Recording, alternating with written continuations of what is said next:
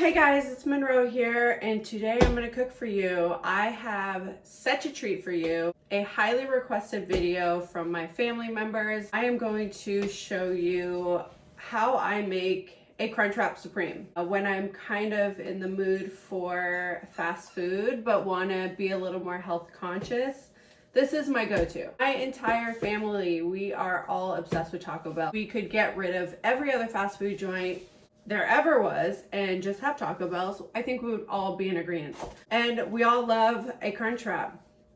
It's super simple. I'm actually going to talk you through two different ways to make a Crunchwrap, how I do it, two different ways. I have some chips here. I'm gonna make some guac to go with it tonight. To start, you just need some ground beef. I have a little bit over a pound of ground beef. I go to Costco, get a huge pack, and I just divide it, put it in my freezer. So it is not exactly a pound, but probably close to. Let's talk tortillas. This is super important. You'll want a big, large flour tortilla.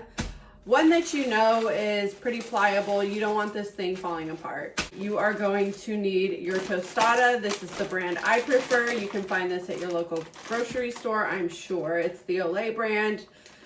Super crunchy, super yummy, and they hold up very well. So you need those. Street taco size tortilla. Super important to kind of keep everything in. I will show you that when we're assembling. For today's recipe, I'm actually going to show you how I make my Mexican flavor whenever I'm making any kind of burrito or taco, whether it's ground turkey or ground beef. This is what I use. But if I am cheating, I use the Taco Bell seasoning pack. Of course, it is my favorite. It is the closest to the Taco Bell flavor that I can come to, and I get it on Amazon because I can never find it. So I'm not going to use this today, but feel free to use whatever seasoning pack you want. I am at the stove going to show you a combination of flavors and how I get it to be very, very flavorful. I am also going to make mine tonight without queso. I am just going to use some shredded extra sharp cheese. But when I am using queso, when I do want that layer of cheese on top of the meat, I actually go for a blend of a white queso and a yellow queso. I like the combination. I don't love the Tostitos by itself. I feel like it tastes too plasticky. So I get a really good, authentic Mexican style white queso. Mix them together. You want to get them extremely hot in the pan, almost like they're water. After you put the meat on, the next layer is that cheese. For now, I am just going to shred up some extra sharp cheese, and that's just going to be my cheese because I'm just trying to be a little more thoughtful of what I'm eating right now. Shredded lettuce, you want a nice iceberg, and some tomato and sour cream. That's really all you'll need, so let's get started. Okay, you just want to finely shred your iceberg lettuce. I just put that in a bowl. There's just two of us, so I'm not going crazy. Cut according to your needs. I have a Roma tomato here. You want to have really little chopped tomatoes. Romas seem to be my favorite, and the little teeny pieces are kind of how Taco Bell does it. Grip your tomato like a claw so you don't cut any of your fingers.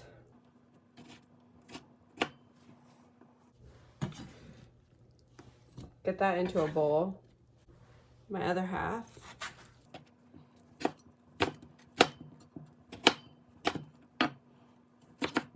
A lot of this is going to be this angle, so I thought I'd just chop everything over here instead of chopping it and then transferring it, because I will assemble right here so I can get it back on the stove.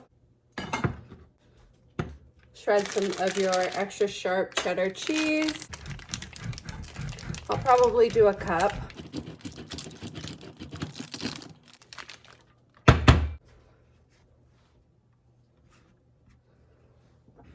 Okay, so I have all of the ingredients that go inside of my Crunchwrap. I'm gonna move them off to the side and get my pan heating up. All right, this is one of my tricks for cooking any kind of ground meat for Mexican cuisine. So I have my skillet heating over medium-low heat. And what I actually do is I add all of my spices first. So I go in with a hefty bit of chili powder. You can tell I cook Mexican cuisine a lot. I go through this stuff like crazy. The chili powder, I have some smoked paprika here, some garlic powder. I have my Mexican oregano. I take it and pinch it and get it into the pan. I have cumin. There's no measurements here, guys. I eyeball everything. Some cayenne pepper, just a dash, not too spicy. And last but not least, some onion powder. So I get those moving around over medium-low heat. I want to develop the flavors. So adding them now really brings out the flavors. You just cook this for about 2 minutes. You're just developing the flavor. You'll notice it's ready when you really start to smell the smokiness of that paprika and the chili powder.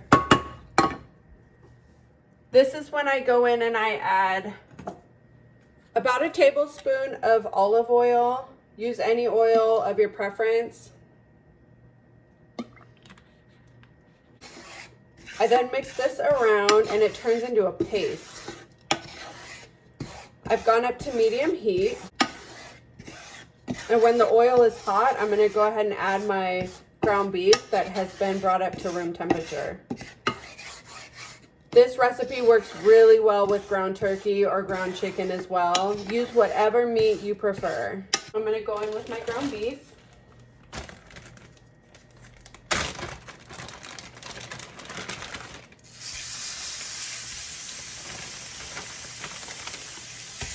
Discard my bag. Then you want to break the meat up and coat it with that paste we just made.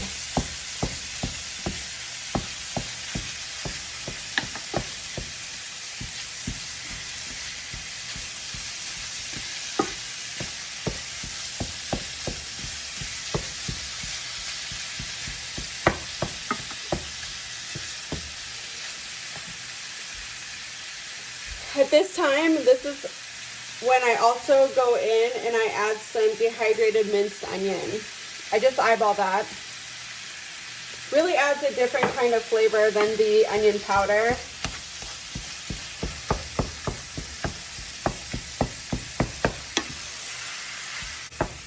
And you want to break it up really, really well. You don't want any big, huge chunks for your Crunchwrap.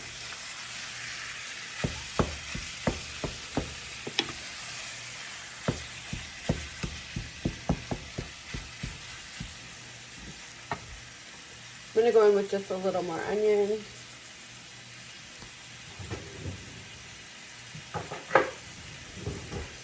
At this time, I also add salt and pepper. I have some Penzeys pepper. It was a gift. I've been using it. It's actually really, really good. A little bit of ground black pepper, some salt.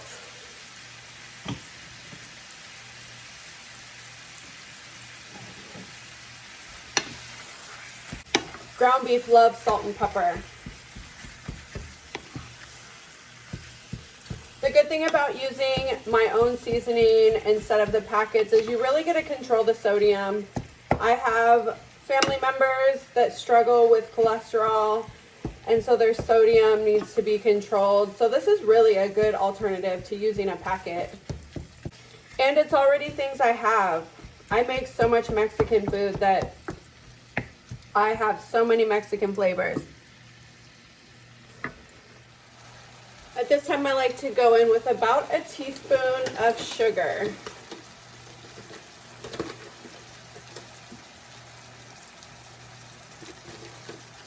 You don't need a lot. Mix that up.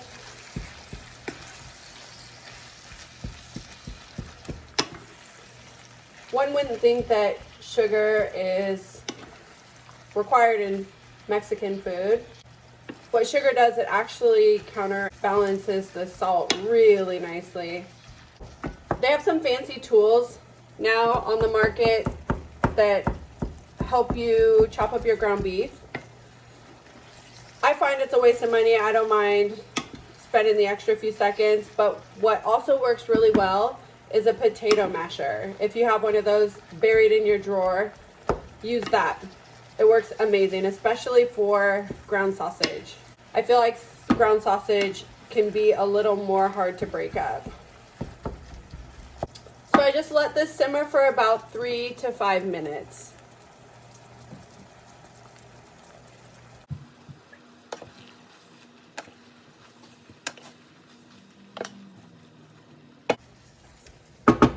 Now that our ground beef is done, I am going to move it off to the side. I'm going to put my small pan here on low just to start heating up. This part you have to kind of move quickly. I have my 3 tortillas here. I have my big, large burrito size. I have my tostada, and I have my street taco size. So let me walk you through this. You start with your ground beef. I use one of these. This is about perfect amount of ground beef. So I just get that. I use a slotted spoon so that any extra oil will fall out.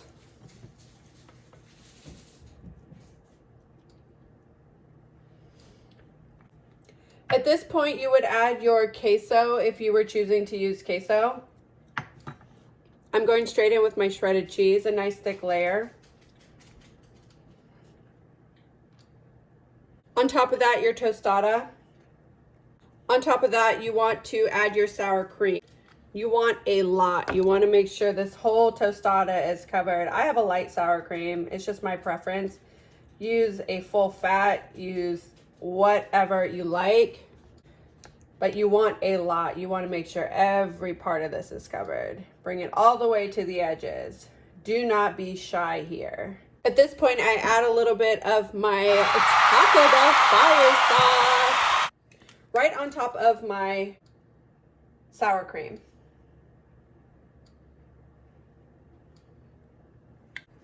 Your shredded lettuce, your tomato. I'm always heavy-handed with my tomato. Beautiful. I kick my heat up to medium on my pan. Give it a spray. You want to stick this guy right on top of that and you start folding. You want to be pretty tight with this. When you get it into your pan, you're going to want to go seam side down. I cook each side for about 4 minutes. About 2 minutes to go. All right, it's been 4 minutes. Let's give this a flip. Oh yes. I'm going to turn my heat down. Look at that beauty. Give it another 3 minutes. All right, guys, here you have it. My Crunchwrap Supreme.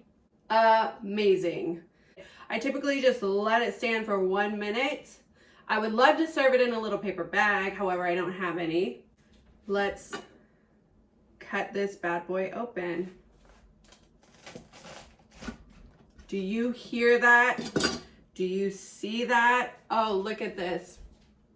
The layers. Oh my goodness. You see your meat. You see that cheese, the lettuce, tomato. So yummy. So crunchy. I cannot wait to try this. You guys are going to be excited. I cannot wait to put this in my mouth. Please like, please subscribe. Let me know what you think of this video. Let me know if you've ever made a Crunchwrap or what your favorite Taco Bell or fast food item is in general. I love making Crunchwrap Supremes and I hope my family tries this. I hope they comment. My sister wanted to do like a wine pairing, wants me to mention wine pairings for my meals.